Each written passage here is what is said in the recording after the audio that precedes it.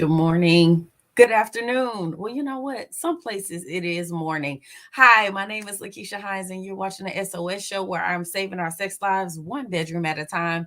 I'm so excited to be here with you as I am every single week and continuing discussions about sex. Every time you come here, expect to have a conversation about sex because that's what SOS is here for. We're saving our sex lives. I don't know if you ever knew that that was an acronym. I want to say thank you so much for watching. Please be sure to let me know who you are, where you're streaming from, so I can shout you out. You know, I love that. If you have any questions or comments, please feel free to drop them in the chat and I will answer your questions. But today we are talking about stress and sex. Is stress ruining your sex life? Is it ruining your sex life? That is the question for today. And so, today, we'll be taking a deep dive in how stress actually does impact your sex life, what you can do about it. There is something called the stress sex connection. So, we'll be breaking that down as well. And of course, I always have to give you some tools, tips, strategies, resources, support, whatever it is to help you with whatever the challenge is that we are discussing. So, as I said, those of you who are just joining, please let me know who you are, where you're streaming from, so I can shout you out. If you have any questions, comments, concerns, please feel free to drop them in the chat. All right. All right. So let's go ahead and get started. First of all, I know you all know what stress is, right? I know you know what it is. And I'm curious to know if you know that there are two different types of stress. There's a healthy stress and there's a not so good stress. So the not so good one is your distress, distress, and the one that is a good stress is actually eustress. Eustress, eustress, eustress.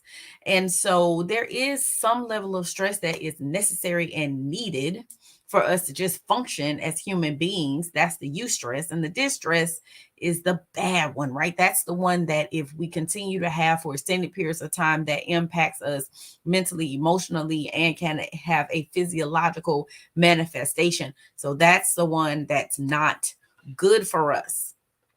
And so today, I want to make sure that you know what the effects of the negative stress on the body are. First and foremost, it's hormonal.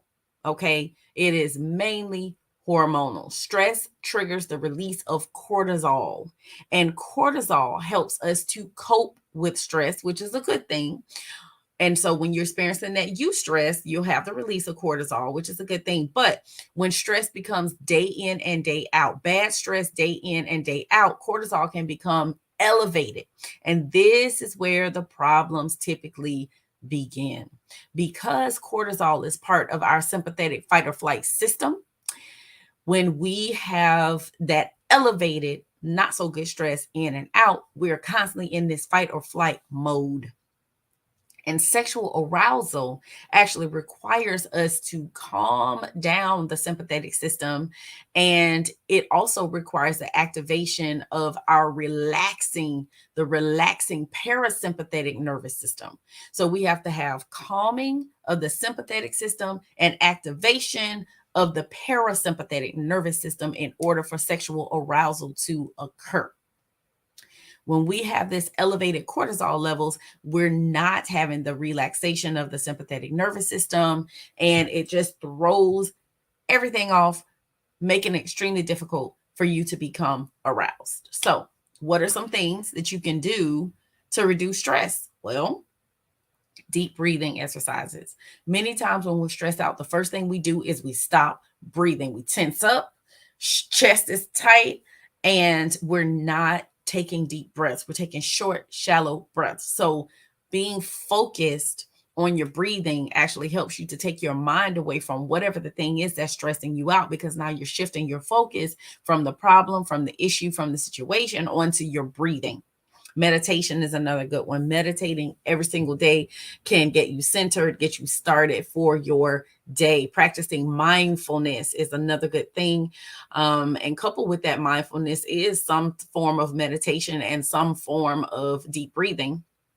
But just most importantly, without making it deep, mindfulness is really about being present in the moment, and you again just shifting your focus. All right, sometimes you have to get up and move. Sometimes getting up, going for a walk, can help reduce your stress and also activate that parasympathetic system, which increases the chances of you being in the mood. But I want to say to you, one of the most important things you can do is to understand how sex affects the sex drive, because that then can allow specifically women to give ourselves some grace when we are feeling stressed and not just interested in intimacy. Also, it should lend the man, our husbands, to give us some grace when we're feeling stressed and not interested in intimacy. And you know what? Stress affects you too. It does in different ways. And we'll break that down as well. Okay. So, good morning, Popette from Melbourne. Yes.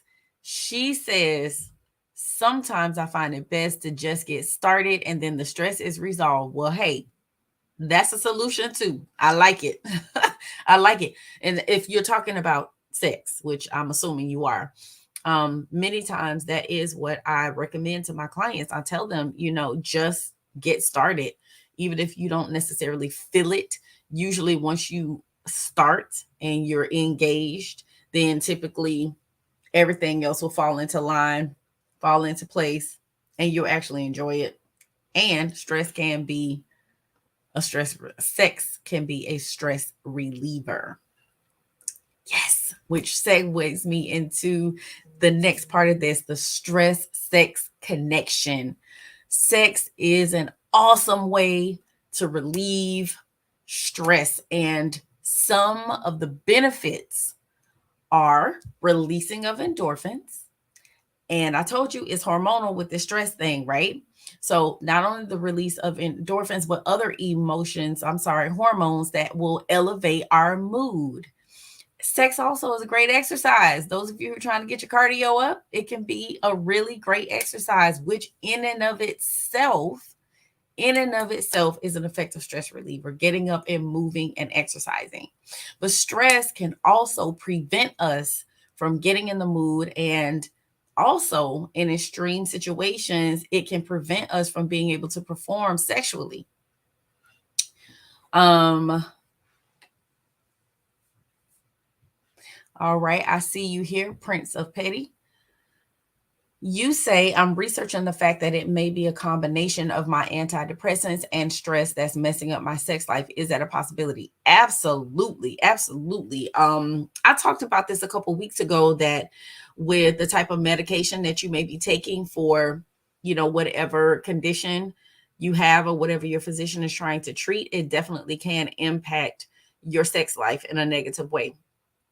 And if that is happening, then that's something that you want to talk to your physician about, because they may need to change the medication, reduce the dosage.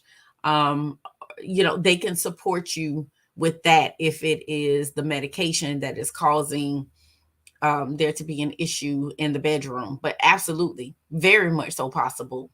Um, and then as I get into this today, I think it'll really bless you, because sometimes sexual performance, it has nothing to do with external factors. It's all internal. It's in the mind. So we'll cover that. We'll get there.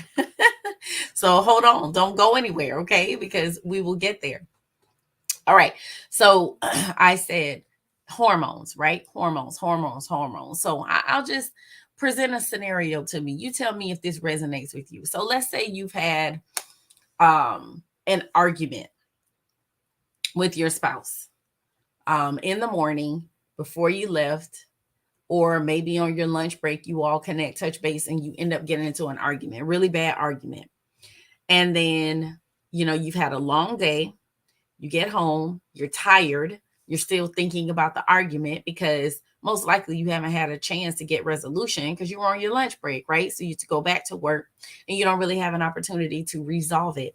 So then later on that night, when you try to have sex, your mind's just not there and you can't get an erection.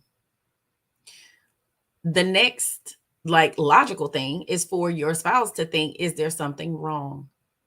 And they're not realizing that the problem is nothing more than stress. And so you try to do the impossible and you try to force yourself into performing, but it does not work. The next time you go to try to have sex, you remember what happened last week, which only makes you fail again. The harder you try, the worse it is, the stronger your conditioning becomes. Therefore, the stress of performance anxiety is now an ingrained spontaneous habit that causes erectile dysfunction whenever you think about sex. This is one of the main reasons why men can avoid sexual intimacy altogether. But this is the thing.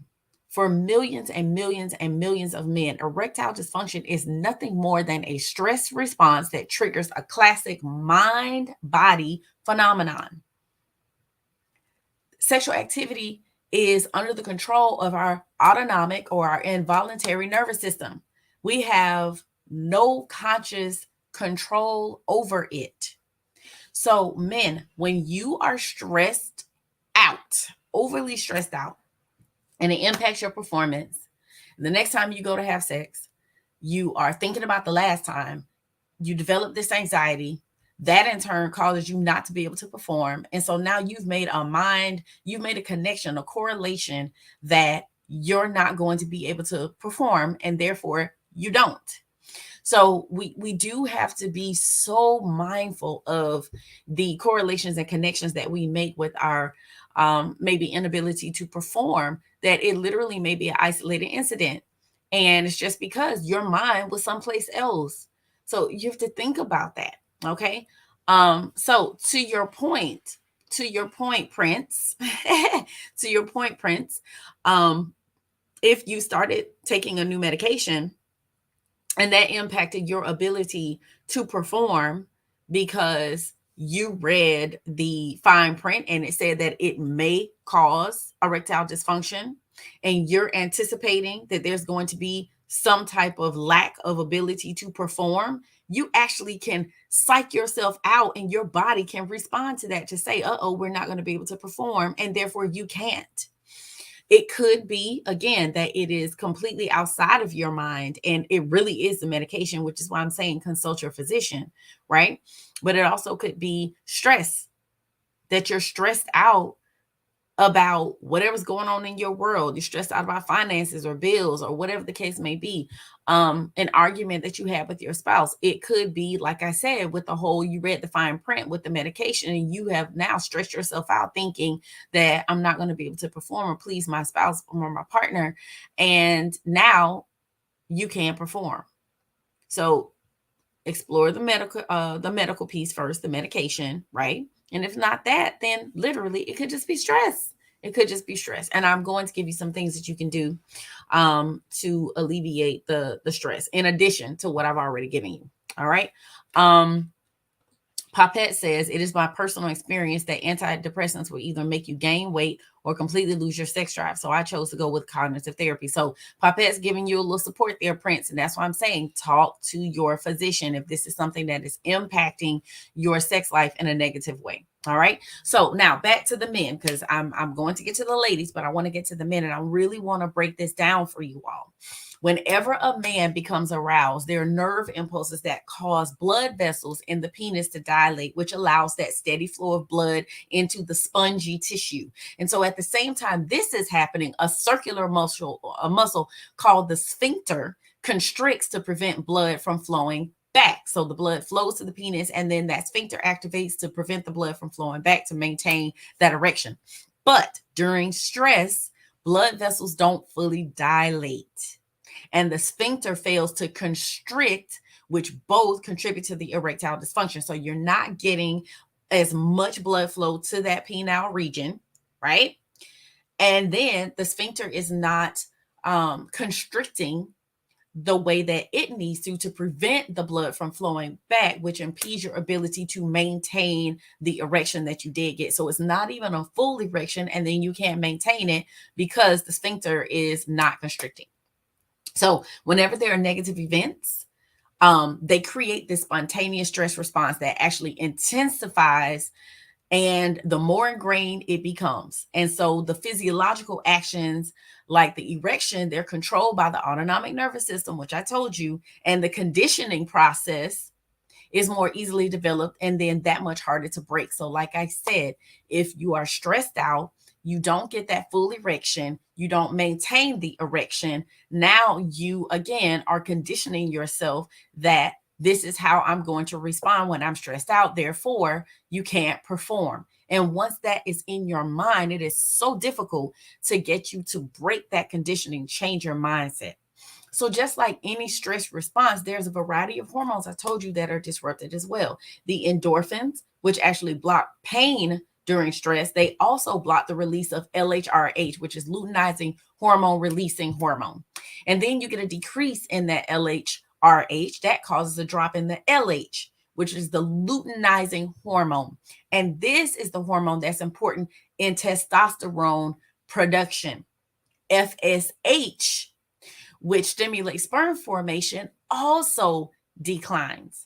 And then to add fuel to the fire, cortisol, which is the main stress hormone that we talked about, makes the testes less responsive to the luteinizing hormone, which is the hormone responsible for testosterone production. So the underlying power behind all these reactions is the mind. Reconditioning the brain is the key element to reversing it. Do you see what I'm saying about how powerful the mind is and our thoughts? Okay, so I'm going to touch on how stress impacts us ladies on the other side of this break. So do not swipe left, do not swipe right, don't you go anywhere. Okay, you're watching the SOS show, and I will be right back. Don't go anywhere. Don't touch that dial. Stay right there. Hey everybody, Hassani and Danielle here. I'm so excited. Look at us. Look at where we at. Look at where we at. We are at the Hilton Alpharetta, looking at this room before the incredible transformation that's about to take place on October 7th. Walls draped, stage up, lights, camera, action. And we want y'all to be there. Are you going to be here? Come on, get your tickets. It's October 7th. You don't want to miss this event. It is the Phoenix Awards Gala. It is our first inaugural, and we're just getting started. We starting hot. Oh yeah, we got to. We jumping out this gate like never before. We believe either you go hard or you go home. Go hard, we're not going to be home. We're going to be go hard or go home. Where you need to be. Come on, so let's get it. We want to see you on October 7th. Go to get your tickets at couplesacademy.com. We'll see you there.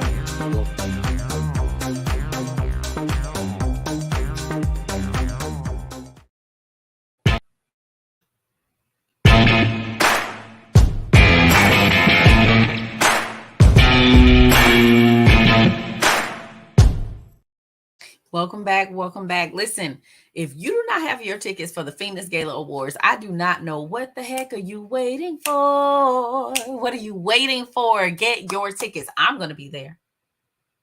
All of the practitioners are going to be there. Hassani and Danielle are going to be there.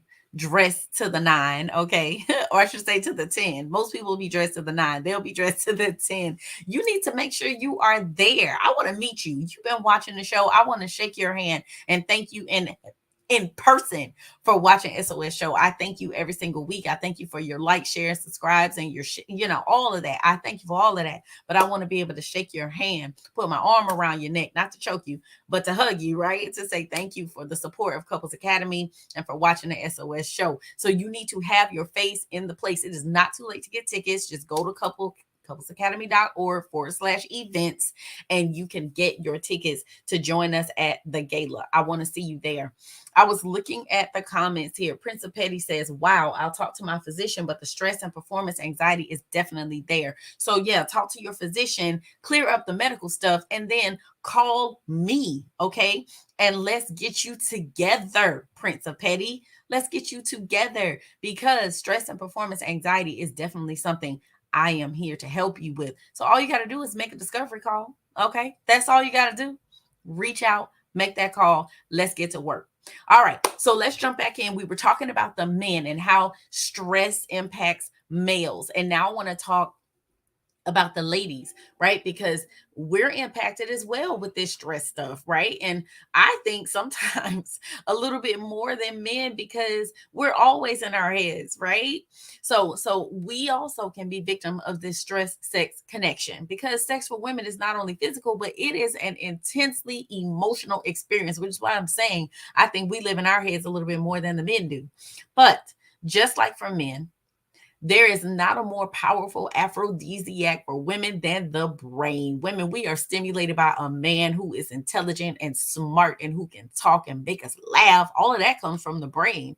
It's not surprising that we can also condition ourselves to think of sex in a negative way. We can form habits that prevent us from enjoying sex, and we can develop spontaneous stress responses that actually trigger automatic physical reactions. Okay. Just like with men, our hormone levels are significantly affected in response to stress.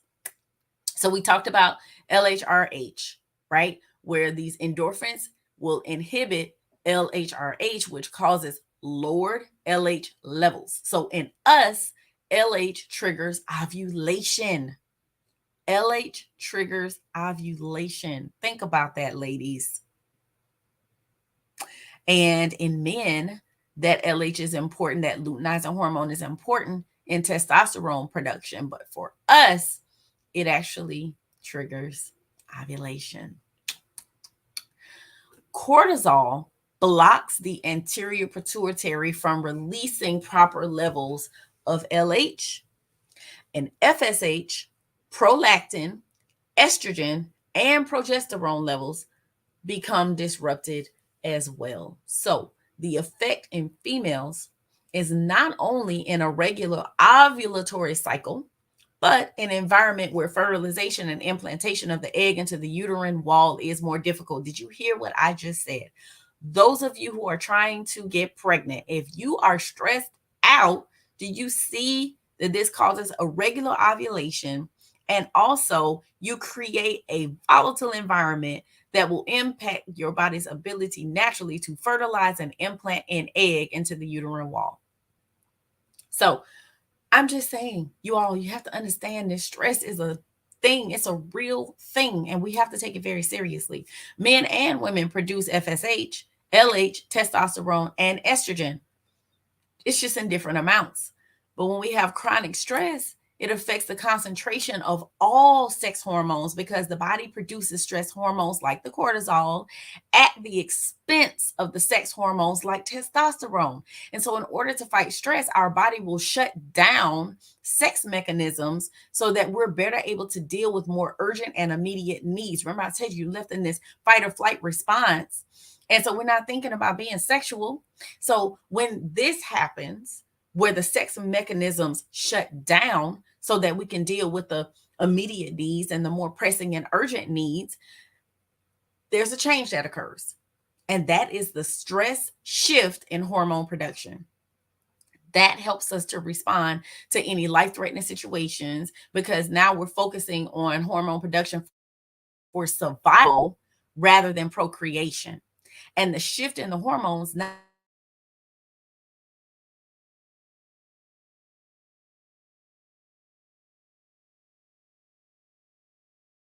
this does not convince you, if this does not convince you to reduce the stress in your life, I don't know what else. And you may say, LaKeesha, we're not trying to get pregnant. We're not trying to have babies. Okay, I understand all that, but you are trying to have sex, right? You are trying to be intimate. You need these sex hormones for you to have a pleasurable sexual experience. Okay, you need these sex hormones so that you can enjoy sex. All right, so we've got to reduce this stress. How do we do it? First thing is recognizing that stress is what's contributing or it is the cause of your sexual problems, right? Because then that gets you focused on trying to do things different. We cannot ignore the problem. You cannot choose not to take steps to eliminate the stress because if that happens, then anger, Emotional disorders, depression, physical illness, permanent loss of intimacy can and will occur.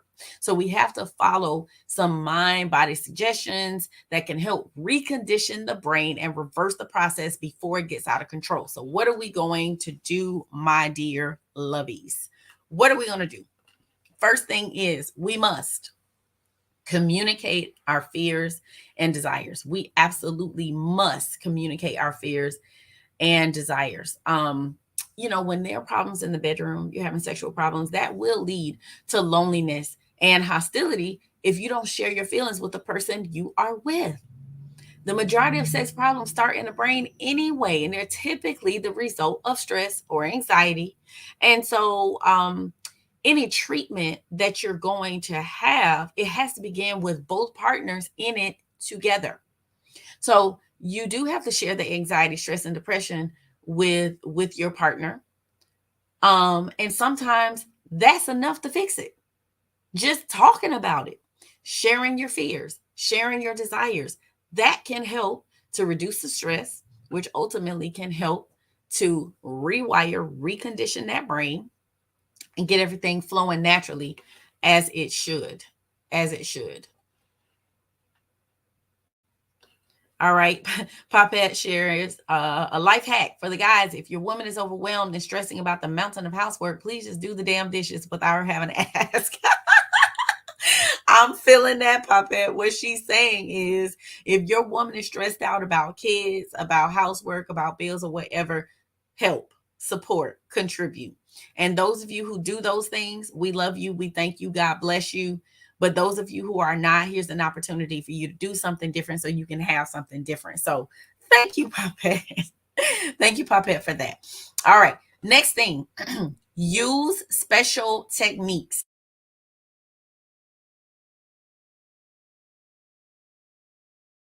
Use special techniques to help eliminate sexual problems. Special techniques. What type of special techniques are you talking about, LaKeesha?